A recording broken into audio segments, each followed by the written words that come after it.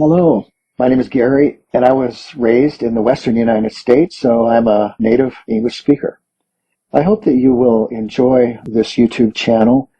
Thank you for joining us. IELTS Academic Reading, Cambridge 18, Test 3, Passage 3. The Case for Mixed Ability Classes. Picture this scene. It's an English literature lesson in a UK school, and the teacher has just read an extract from Shakespeare's Romeo and Juliet with a class of 15-year-olds.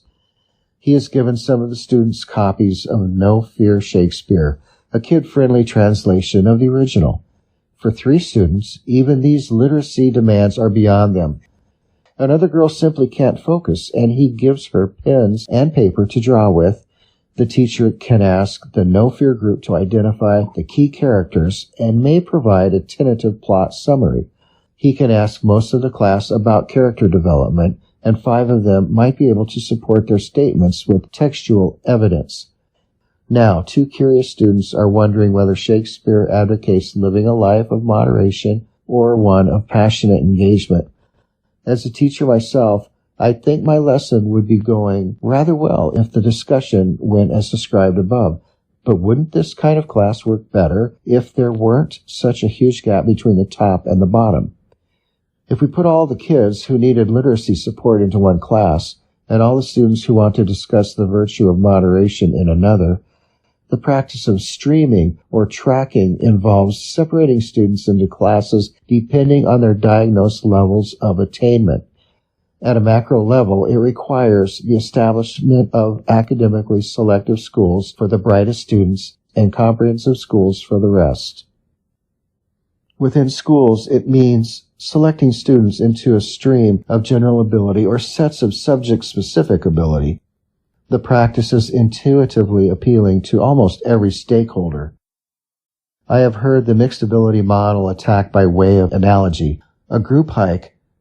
The fittest in the group take the lead and set a brisk pace, only to have to stop and wait every 20 minutes. This is frustrating, and their enthusiasm wanes. Meanwhile, the slowest ones are not only embarrassed, but physically struggling to keep up. What's worse, they never get a long enough break. They honestly just want to quit. Hiking, they feel, is not for them. Mixed ability classes bore students, frustrate parents, and burn out teachers. The brightest ones will never summit Mount Umolangma, and stragglers won't enjoy the lovely stroll in the park they are perhaps more suited to. Individuals suffer at the demands of the collective.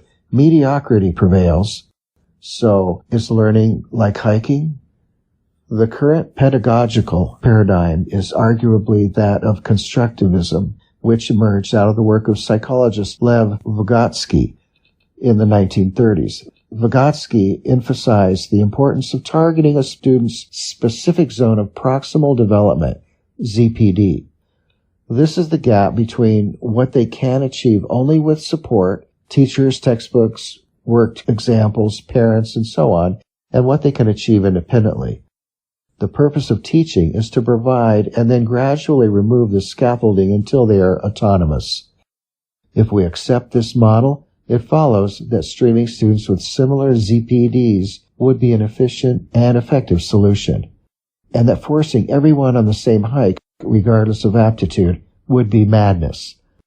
Despite all this, there is limited empirical evidence to suggest that streaming results in better outcomes for students.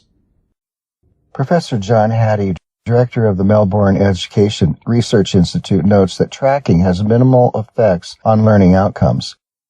What is more, streaming appears to significantly and negatively affect those students assigned to the lowest sets. These students tend to have much higher representation of low socioeconomic class.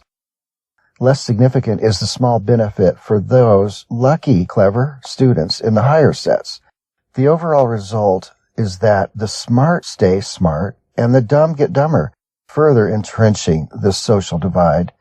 In the latest update of Hattie's influential meta-analysis of the factors influencing student achievement, one of the most significant factors is the teacher's estimate of achievement. Streaming students by diagnosed achievement automatically limits what the teacher feels the student is capable of. Meanwhile, in a mixed environment, teachers' estimates need to be more diverse and flexible. While streaming might seem to help teachers effectively target a student's ZPD, it can underestimate the importance of peer-to-peer learning. A crucial aspect of constructivist theory is the role of the MKO, more knowledgeable other, in knowledge construction. While teachers are traditionally the MKOs in classrooms, the value of knowledgeable student peers must not go unrecognized either. I find it amazing to watch students get over an idea to their peers in ways that I would never think of. They operate with different language tools and different social tools from teachers, and having just learned it themselves, they possess similar cognitive structures to their struggling classmates. There is also something exciting about passing on skills and knowledge that you yourself have mastered, a certain pride and zeal, a certain freshness to the interaction between teacher and learner that is often lost by the expert, for whom the steps are obvious and the joy of discovery forgotten. Having a variety of different abilities in a collaborative learning environment provides valuable resources for helping students meet their learning needs, not to mention improving their communication and social skills. And today, more than ever, we need the many to flourish, not suffer at the expense of a few bright stars. Once a year, I go on a hike with my class, a mixed bunch of students. It is challenging. The fittest students realize they need to encourage the reluctant. There are lookouts who report back and extra items to carry for others. We make it together.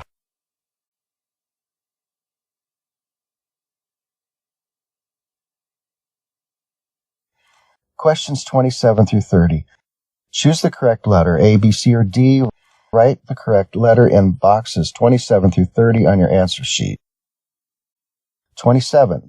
The writer describes the Romeo and Juliet lesson in order to demonstrate A, how few students are interested in literature, B, how a teacher handles a range of learning needs, C, how unsuitable Shakespeare is for most teenagers, D, how weaker students can disrupt their classmates' learning.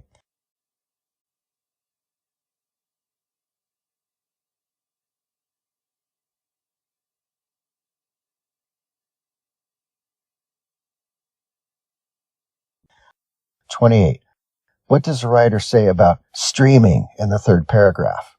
A, it has a very broad appeal. B, it favors cleverer students. C, it is relatively simple to implement. D, it works better in some schools than others.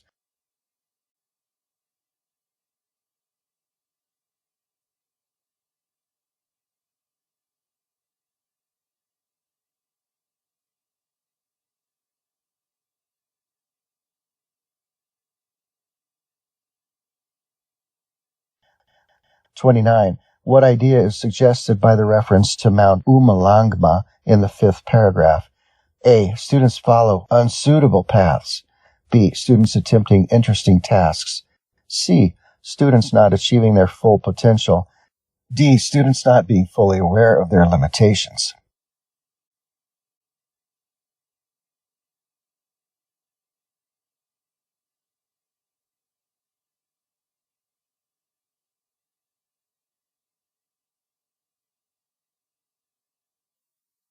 (30) What does the word scaffolding in the sixth paragraph refer to? A, the factors which prevent a student from learning effectively. B, the environment where most of a student's learning takes place. C, the assistance given to a student in their initial stages of learning. D, the setting of appropriate learning targets for a student's aptitude.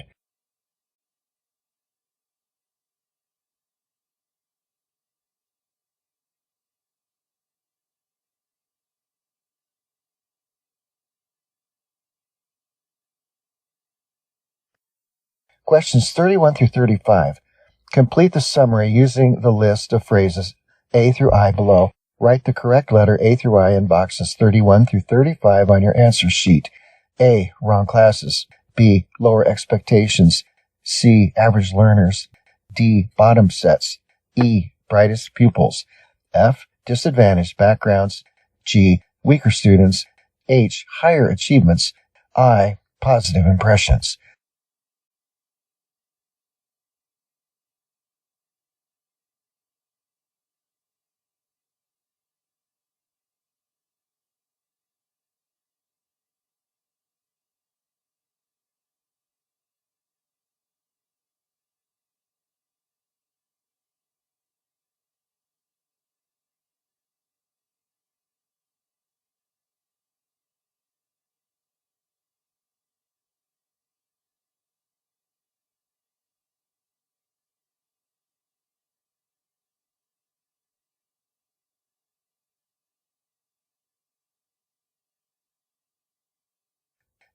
$39.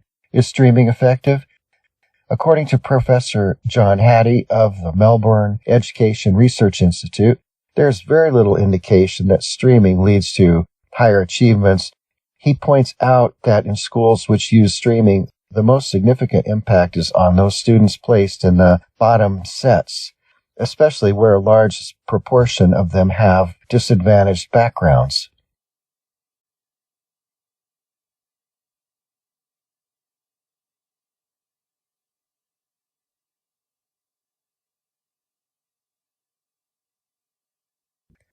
Question 36 through 40. Do the following statements agree with the views of the writer in reading passage 3? In boxes 36 through 40 on your answer sheet, write yes if the statement agrees with the views of the writer, no if the statement contradicts the views of the writer. Not given if it is impossible to say what the writer thinks about this.